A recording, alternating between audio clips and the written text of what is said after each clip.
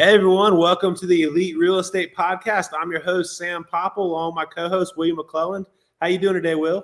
Dude, glad to be back. Missed a couple. So really excited to be back on the show. Have some awesome guests today. Link back up with you. So let's get after it. How are you? Man, I'm doing good, man. Glad to have you back. So we missed having your input on everything. So glad, like I said, have my partner in crime back on the show, helping me host this thing. But man, today we have another great guest. Our guest today is Alexis Ulloa. I probably butchered his name, but I want to give it my best shot. But I met Alex at GrowthCon this past year. So he is an immigrant, or he is a U.S. citizen, came here from Honduras, immigrated. He's been in business for over 46 years in sales, insurance. He went back to Honduras in 2016 for ministry work, and then came back in 2018. He's been working in real estate ever since. He's done more than over 30 flips, owns over 15 properties, currently has land that he's wanting to build his first apartment complex, and looking to get into multifamily. So without further ado, let's bring on Alex. Let's do it.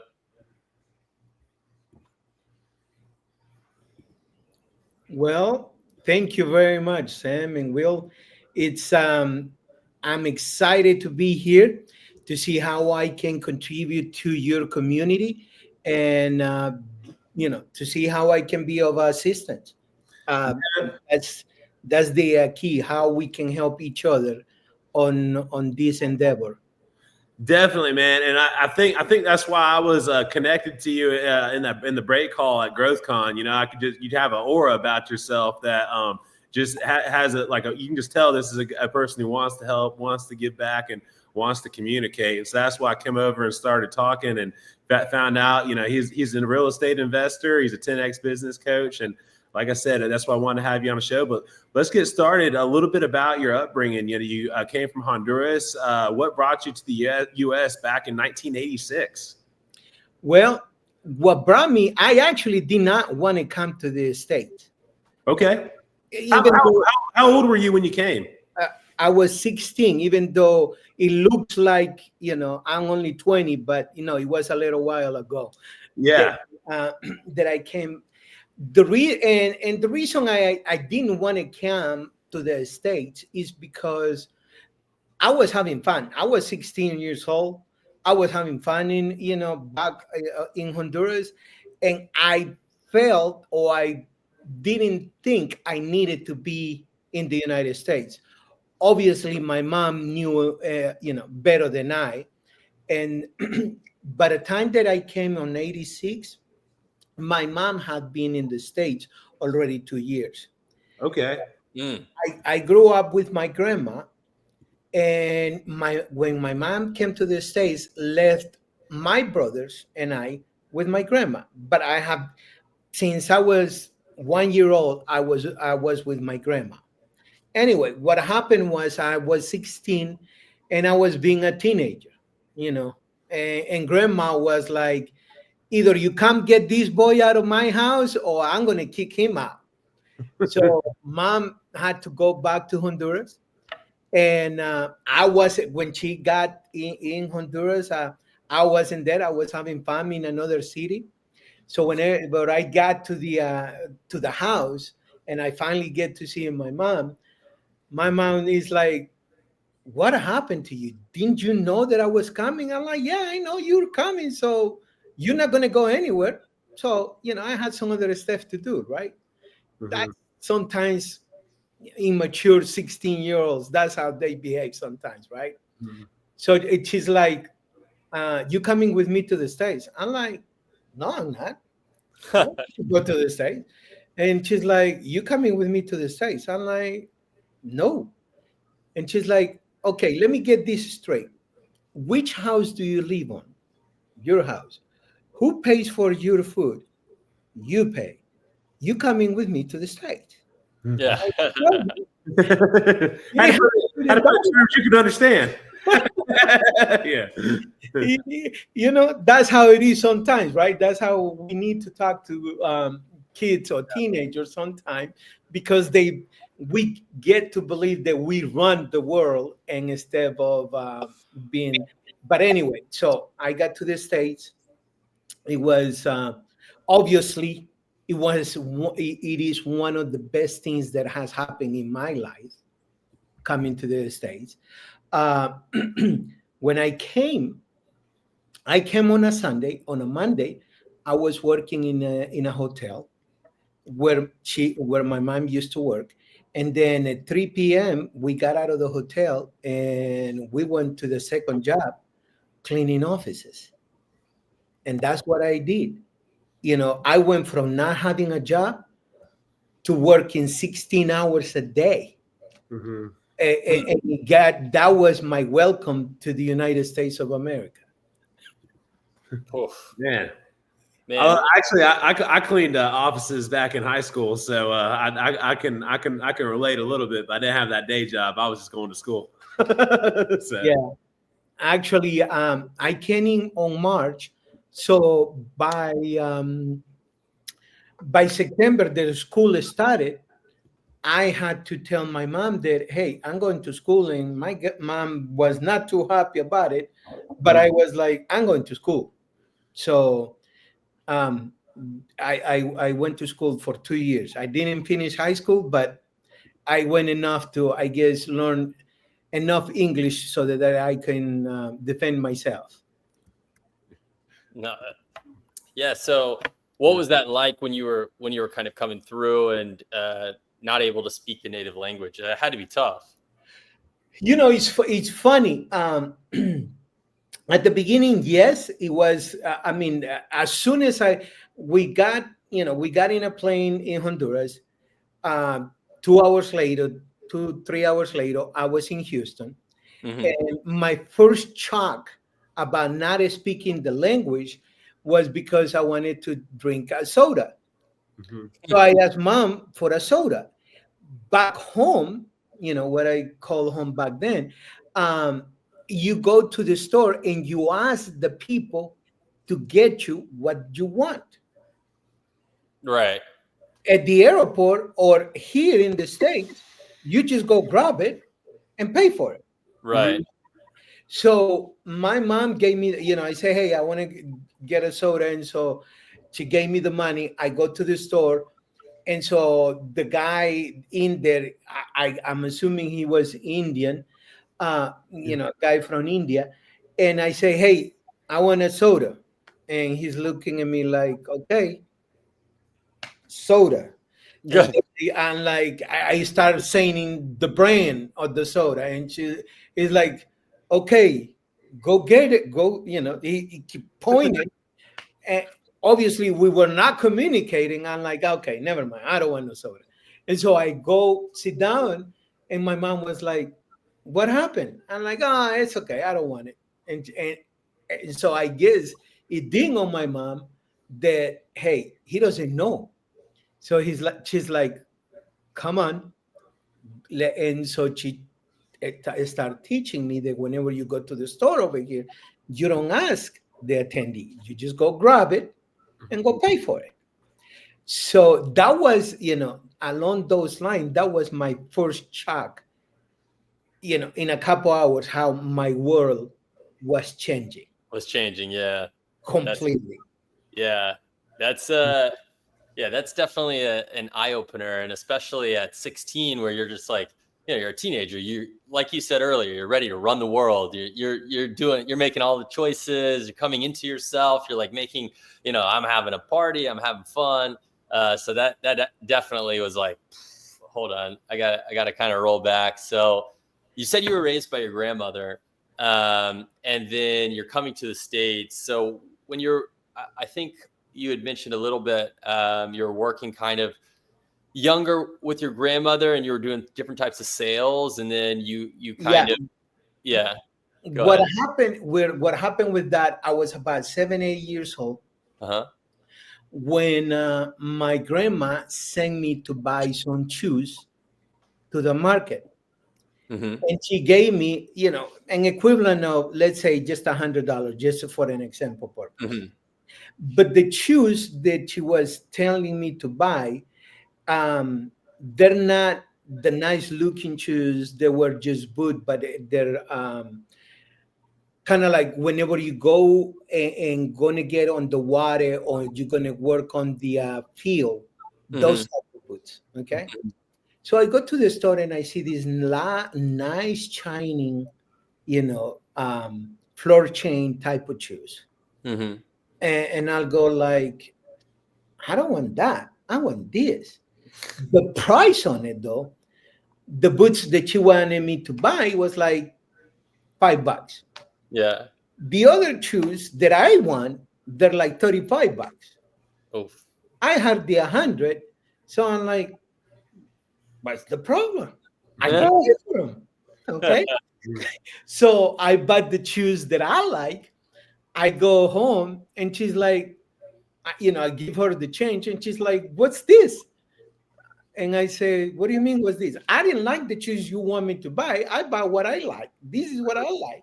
And she's like, well, this is not your money. I'm like, well, but I had the money. And she's like, well, once you start working, you can buy whatever you want. But when I'm paying, you buy what I tell you that you need to buy. So she said, this is to me probably the biggest and the best lesson that I have ever had in my life. She said, because you spend more money than you needed to, now I'm going to go make some tacos and I'm going to make some tamales and you're going to go out and sell these tacos and tamales. I love it. Okay. Yeah. And at the beginning, I'm like, man, why do I need to go do that? Blah, blah, complaining. I was 7-8 years old at that time. Anyway, but I did it. So she did the tacos. She did the tamales. She sent me to the neighborhood to sell the tacos, the tamales. She started on a Friday. By Saturday, it was supposed to be the whole weekend. Okay. By Saturday night, we have made up the money that I spent.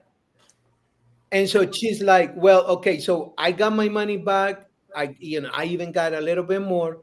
And so we're not going to do nothing on Sunday. I'm like, no, lady. We're going to continue on Sunday. Now you make your money. I haven't made my money. So,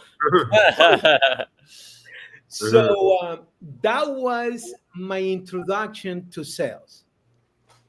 From that point on, anytime that I wanted something, I knew I got it. I have figured out how I can go make my money. And so that's how I got it in sales. And that's how you got into sales? Yes. And I love it. And so from that point on, back in Honduras, you got, I don't know if you have ever been in Mexico or any of these third world countries, you see kids selling stuff, right? Mm-hmm. Okay, that was me. I was just selling stuff, whatever, glasses, whatever. I could go out and sell. That's what I did. So from that day on, I'm one of those guys that I am a terrible employee. Not because I'm lazy, but because just like I was telling you, when I came to the States that I started working with in the hotel and cleaning offices, I was one of those guys that, hey, tell me what to do and then get out of my way. Let me get my job done. Okay? And so leave me alone. Some other folks will go talk to the supervisor or the manager, and when the time comes to get a pay increase, those guys will get the pay increase. And I will do their job. I will finish my job and go help these guys finish their job because they're talking to their supervisor or manager. They're not finishing up their job. And I was like, why am I getting paid the same thing that these guys are getting paid when I'm doing more? I already had this mindset about sales, right? So the minute I could start getting in sales in the States, that's what I did. And so my first job of sales per se once, and I went to school and I learned English, so I became a waiter. A waiter. Okay. Mm-hmm. And that's what, to me, that's how I got introduced to selling more food, helping people, and not be locked down to an hourly wage.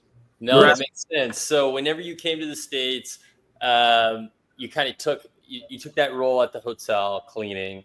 Then you went to classes, learned English, and then fast forward, you're now a waiter and you're doing well. And then we have a couple notes here. We saw that you kind of launched your first business selling perfumes and colognes as like a big sales job. And then you kind of transitioned into insurance, and then you became a broker, and then you got into flipping houses. So kind of take us through that. And I'm sure there's some things outside of the notes that we don't have, but like kind of take us through that, like from when you were a waiter up to that first real estate deal. Okay, so what happened was, and this is for your community to understand this. The biggest thing that we can have is confidence in ourselves. If you depend on somebody else to make your income, you always not going to have enough. Or most of the time you're not going to have enough. Right. Because that person will be determining your income. Sure. Now, for some people that's good, and we need those folks. But for those of us who are go-getters, who don't want we don't want a cap on our income. So what happened was, as like I mentioned before, I was working in a hotel, and I was working in housekeeping, and then I heard about being a waiter in a restaurant or in banquets. And so I told my mom I'm going to change position. And she's like, no, those guys, they're not sure how much money they're going to make, how much, when they're going to make it, blah, blah, blah. I'm like, I know, but hey, I'm willing to take the risk. And that's one of the things that we need to understand. Whenever we make decisions, whenever we make a business decision, we got to be 100% responsible for the decisions that we make. Yep. And keep blaming people because we don't do our due diligence. Mm-hmm. Yeah, does that make sense? So anyway, I went I went and became a waiter on a restaurant, and then in the banquet department in the hotel.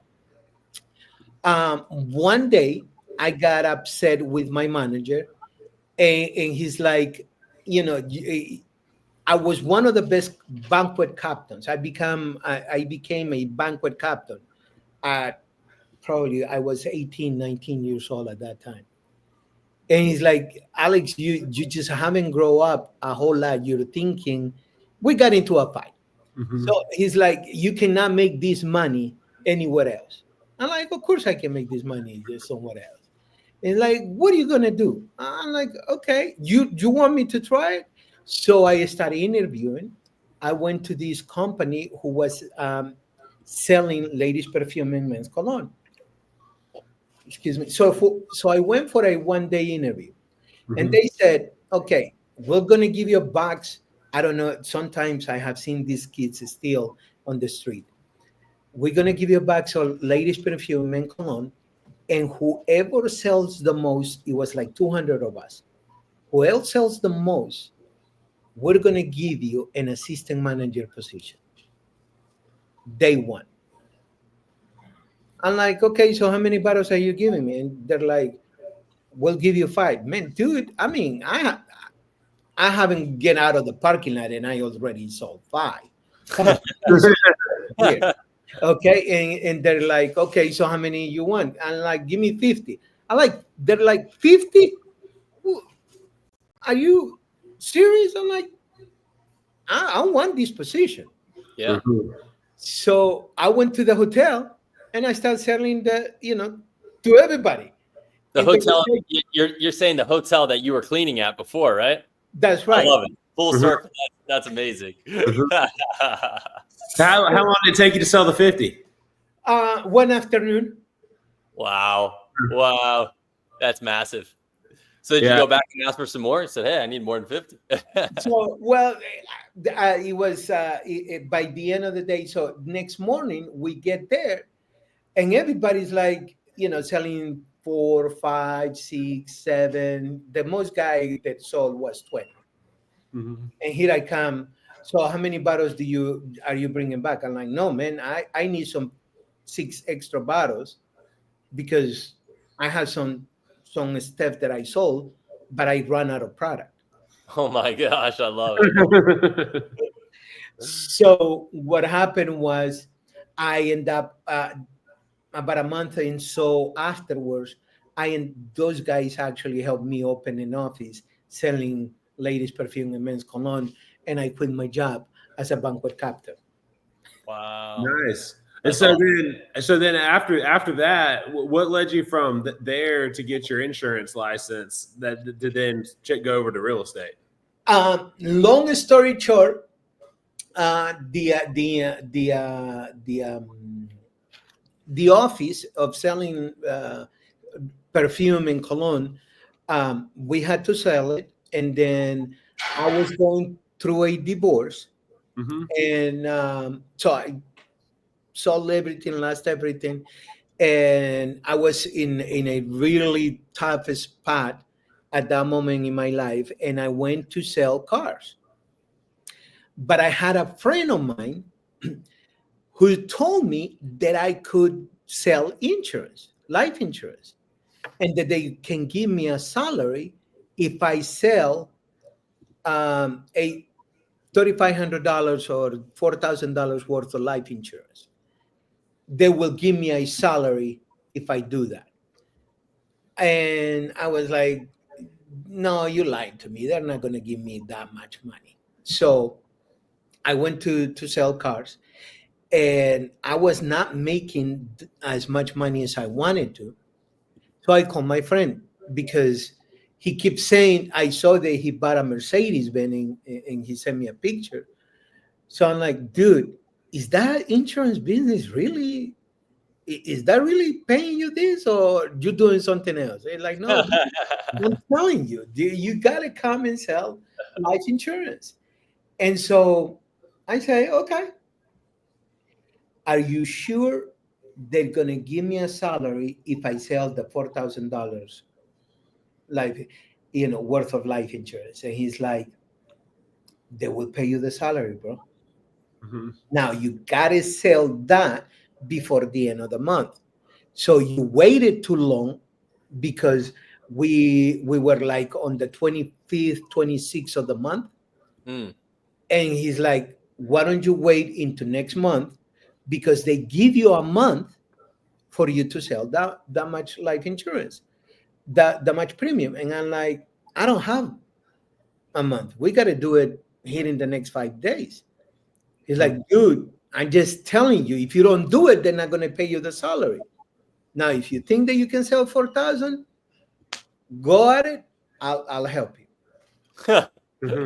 So I'm like, let me talk to your manager. So he put me with his manager, and I say, hey, look, I'm a single parent dad.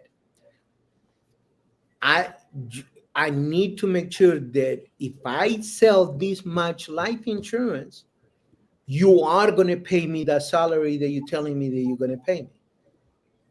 He's like, if you sell that much premium, we will pay you that salary. Starting day one of next month. I don't remember what month was it. And they're like, starting day one. I say, okay, I'm about to walk out of this job, but I asked this guy 3 times. I'm a single parent. I'm a single parent. I'm a single parent. And he's like, bro, what do you need me to say or to do in order for you to understand that this is for real? And back then, emails were not that popular. So I say, send me a fax. So he sent me a fax there to the car dealership. Mhm. And the sales manager came in with the fax, and he's like, "What is this?"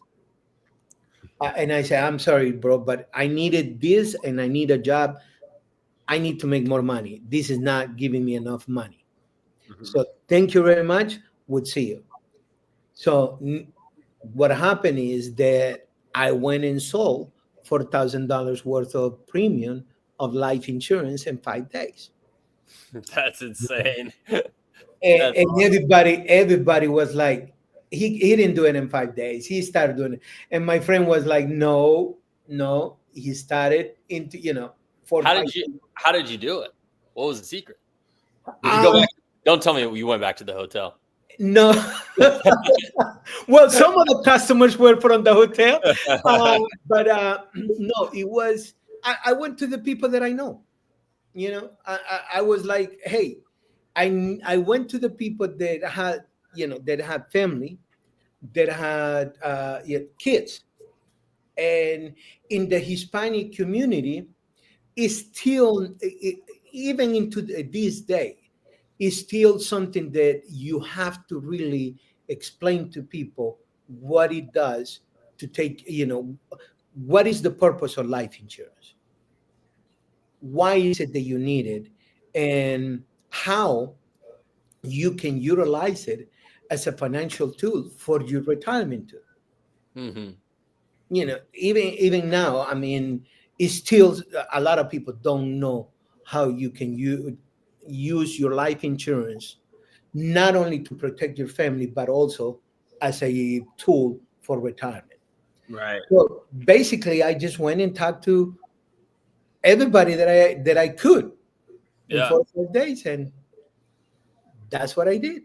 that's incredible. That's incredible. So then my question is like, what if you started so hot and then you eventually became a broker and you had your own brokerage? What got you into flipping houses? And then, how did Because the reason why I got into real estate, it was because it got to with my being a broker, it got to the point where I was making $80,000-$100,000 a week. I had an holy smokes. I had 140 agents. Oh my God. So I was like, what am I going to do? There is more to do with this money than just stashing it away. Sure. And when was this? So the listeners know. What year is this? This was back on 2002, 2000. My brokers, I started on 2002. Wow. So, Wow. So man, making 80 plus K a week in the early 2000s. I mean, man, yeah, that's money. yes, I was rolling. I was rolling. I Yes, was rolling. I was making, yes, definitely was. Um, Okay, so I'm doing it right now, and it says 80,000 in 2002 is worth $142,211.90 in today's. Today. Yeah. Holy moly! And just so the listeners know, 100 grand back then is $177,764 That money hasn't quite doubled, but it's damn near it. It's almost doubled, and you're saying you're doing that weekly. Man. Okay. Yeah. So okay. It So wasn't now every week. It wasn't every week, but it was. It No, was. no. Yeah. At But, least, but most people would be like, "Hey, I'm a millionaire." Like I'm making $1 million. I'm making $1 million a year. Million. So upwards of more. Yeah, exactly. And to shift into a new industry, I'm just curious why. oh, I didn't shift. The thing Okay. is, this was just like I say. I have money, so the idea is, at that moment, I think it was at that moment that Robert Kiyosaki was becoming really famous with Rich Dad Poor Dad. Okay, gotcha. And I start listening to real estate and getting houses and rental properties and all that stuff. And I knew that, hey, insurance is a great business, but it's like I still got to go out and sell. I still got to train Mhm. people and all that stuff. So my mind went into the idea of buying or doing something so that that I don't have to go out and perform. You know what I Gotcha. mean? So that the income continue to come without me having to go out and do something. That's so I start doing flipping houses, not that I stopped doing what I was doing. I pay somebody. As a matter of fact, what happened was I paid one of my agents. She went to school to be an architect, and she didn't finish school, and so I was like, "How would you like to start? You work for me, and we go flip some houses. I got the money, but I don't have the time to be making sure that things are getting done." So You basically needed a project manager, and she was perfect for the job. that's right. And That's so awesome. that's how we got started. That's how That- we got going. And that's so cool. So now you flipped over 30 properties. You still own 15. What were the initial kind of deals you were looking you're focused on as far as single families or multi? What were you initially looking at? And then what is it you're holding on to now? Okay, so what happened back then on 2006, that ran out all the way up to 2008. On 2008, I lost everything. I literally lost everything. And so when you say everything, like insurance, everything, Everything, okay. literally everything. Um, what happened? The mom of my two youngest kids in the States, she got cancer, and we were going through some tough times, and she decided to cancel the health insurance that we had. Mm, Oh wow. mm, And she didn't tell me. And so what happened was I was like, I discovered the cancer, which at the moment we didn't know that it was cancer, but I was like, this is going to be something serious. So I need to go get a job. Mhm. So I went to work for Verizon at that moment, selling advertisement, digital advertisement. mm, And so obviously the income was not there to sustain what we had, but my I was scared to not have the insurance, the health insurance, to protect her. mm-hmm. And it was a great insurance. So and it's funny how things were. I went and got the job in Verizon. She was pregnant at that time. So she went to the hospital. They didn't find her. They didn't find it that it was cancer. They thought that it was something else, but they couldn't do the surgery because she was pregnant. Mhm. So I started working. She gave birth to my boy, and then on November of 2008, I remember vividly, just the week of Thanksgiving, the Monday of that week of Thanksgiving, we are at the hotel for like the fourth or fifth time Mhm. because she's been sick. Um, when they finally tell us that she has cancer, Mm-hmm. and so they're like, the oncologist at that moment is like, and to be honest with you, based on what I'm seeing, I believe it's a stage 4 cancer. Mhm. So I remember, sitting, it's one of those things in life that when those news come to you, you never forget Mhm. where you are at that moment in your life. So what happened was, I'm sitting down and not wanting to look at her because I know that if I look at her, I'm going to break down, and that is not what she needs from me at that moment. So what happened was, he's like, we need to get you in treatment today. To kind of make the story a little or turn that part of the story, they call the insurance. The insurance is like, we're not going to be able to cover the treatment because it hasn't been 90 days that you're employed or you with the insurance. No. And so I'm like, no, I know that I have been 90 days. And they're like, no, we already. And I say, okay, tell me what day it is that I started. And we start counting each day. Okay. That day was day number 91. Just made it. And I remember the lady, the insurance lady, almost crying. She said, you know that it's not me who makes these rules. And I'm like, I know, it's not you. And the nurse from the oncologist, she was really out. She's like, Mr. Alex, you can bring your wife. We're ready to give her the treatment.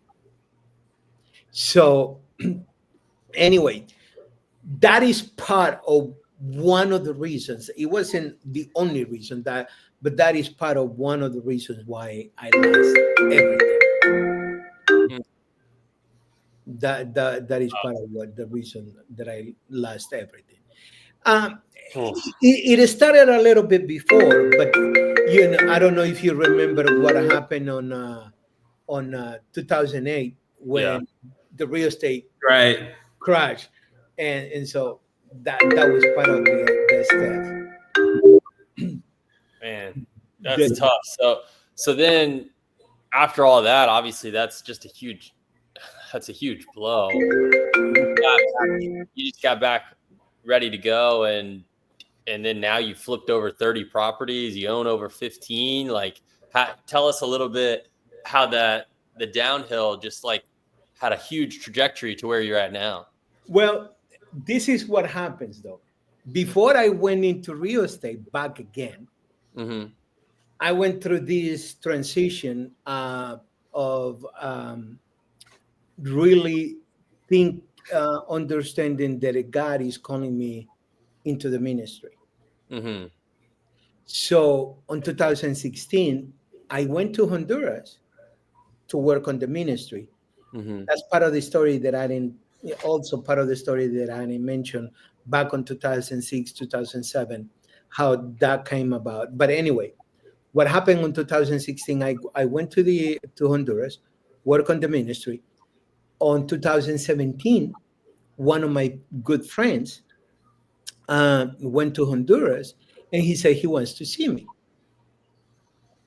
And I'm like, I knew he's in real estate, and so I was like, and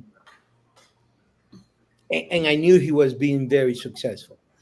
So what happens is I'm thinking that he's gonna bless me for something for the ministry. He comes in and we meet, and he says, Alex, I'm back on real estate because he had stopped doing real estate, and he's like, I'm back on real estate since this was in September.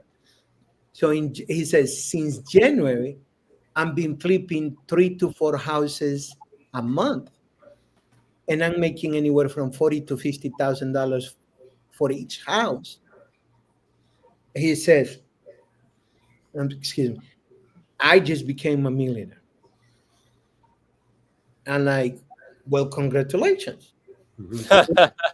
He's like, I got a credit line of $4 million, and I want you to come with me back to the States so that we can do real estate. And I'm going to coach you, and I'm going to teach you. And out of the 4 million, you can count with $1 million of the credit line so that we can do some real estate. So I was like, man, you really like me.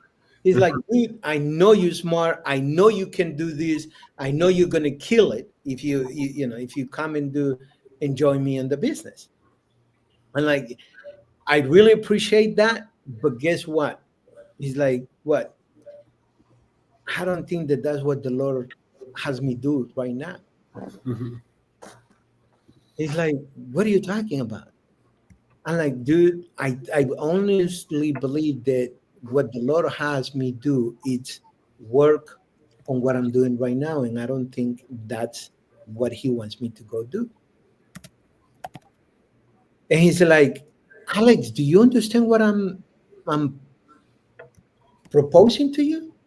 And I'm like, yeah, bro. I mean, what you're saying, you want me to explain it in my words? And he's like, yeah. I said, okay, so basically what you're telling me is you are a multimillionaire. Not on, you were already a multimillionaire, but now you're a multimillionaire in cash in your pocket. Mm-hmm. And you have a line of credit, and you're telling me that you're paying all the expenses for me to go back to the States and get in real estate. And that you'll take care of me. And I say yes. And I'm like, okay. What happens is I don't believe that's what God wants me to do right now. So what'd you So, do? so what happens is that I I didn't do nothing. A year later, literally a year later, September 2018, I come to the States and I ask then if I can get if I can go on business with them with him. And he says, um, yes, man, I don't know what's going on with it. Everybody just kind of like, You got some deals coming in, man. okay. So what happens is I got these guys. I asked them if they will take me, if the offer that they gave me a year ago was still on. And then she's like, and they're like, no, but I can help you get started on the business. So I started doing wholesale. I was doing Oh, okay. wholesaling for You were doing wholesales way back then? It wasn't as popular as it is now. yeah. I Oh, was doing wholesaling for him and learning along the lines with his what he was doing on flipping. Okay. Mhm. So I will get the houses, or I will get the land and put it on contract. I will wholesale to him. He will go get the house. He will flip the house. He will build the house. And I was just with him all along. So it was back on January 2019 when I said we had a contract and we got into some type of argument. And so we were not supposed to work more together. That on January, one day I went out and got 8 contracts what? Wow. In a day? in a day. How? I need to know that secret. Well, you know what? That actually, let's leave that cliffhanger. Pause right there and bring that back in part 2 because 8 deals in a day is so good that I think that'd be the great way to kind of let people come and listen on the part 2. I know. Look at us. We were talking offline, and I was like really excited that we got 7 contracts this month. This guy's getting 8 deals in a day. 8 a day, yeah. Holy moly, Alex! Alex, where can people find you at? Well, number one, it's 360 Unified, or they can just look at alexisuyoa.com. I'll be working on the website. Something happened, but that's gonna be. But if they can just look on me on Facebook on Alexis Ulloa. Okay, sweet. Perfect. And then Will, where can people find us? Yeah, check us out at the eliterealestatepodcast.com. Check out our YouTube page, Spotify, Apple Podcasts, anywhere where you guys get your podcasts. Really excited, but definitely check out our YouTube because you can actually see our interactions outside of just listening and check out all of our guests and then get, that face-to-face, e-meet, I guess, which is really cool because the guests take a lot of time to hop on these and they record themselves, not only audio, but also with video. So definitely check out that on our YouTube. What about you, Sam? Where else? Yeah. So I want to reiterate, please subscribe to our YouTube channel. We're really trying to build those followers up. So definitely want to get some more subscriptions there. So please subscribe there. You can talk to me personally at my Instagram page, Sam_FloridaMan. If you want to shoot a DM directly to me and talk directly to me, that's the easiest place. Will and I are actively looking for lots in Escambia County. So feel free to shoot me a DM on that or to go to the eliterealestatepodcast.com and fill out that little info section there and let us know what kind of lots you have or have found. Because anything in Escambia County that's buildable, Will and I are analyzing it and looking at it. And if it's a good deal, we'll buy it. So please check us out. But Alex, man, this was a great part one. I can't wait to bring you back in part two and let our listeners know how you did 8 wholesale contracts in one day. So everybody, listen in to the next episode and find out how he did this. So guys, we'll catch you on the next episode. Thank you for listening to the Elite Real Estate Podcast.